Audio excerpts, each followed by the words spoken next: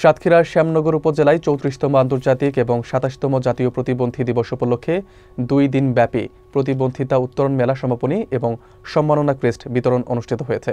অনুষ্ঠানে বক্তারা প্রতিবন্ধী ব্যক্তিদের সক্ষমতা প্রমাণের কথা উল্লেখ করে যে কোনো উন্নয়নমূলক কাজে তাদের অংশগ্রহণ নিশ্চিত করার উপর গুরুত্বারোপ করেন।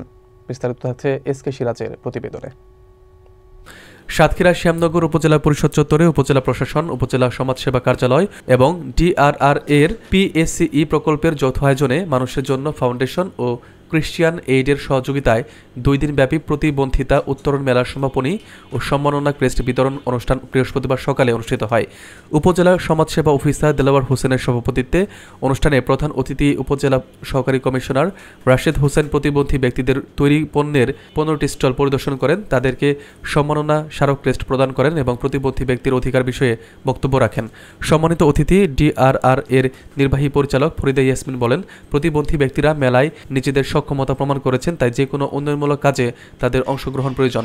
বিশেষ অতিথিদের মধ্যে উপস্থিত ছিলেন উপজেলা রিপোর্টার্স ক্লাবের সভাপতি এসকে সিরাজ, ডিআরআর এর সিইও রনক হাসান সহ অন্যান্য কর্মকর্তাবৃন্দ। অতিথিরা পরবর্তীতে মেলা পরিদর্শন করে প্রতিবন্ধী ব্যক্তিদের তৈরি পণ্য দেখে সন্তোষ প্রকাশ করেন। আয়োজকদের মতে এই মেলা প্রতিবন্ধী ব্যক্তিদের ক্ষমতায়ন, অধিকার এবং সমাজে গ্রহণযোগ্যতা ত্বরান্বিত করতে গুরুত্বপূর্ণ ভূমিকা পালন করবে।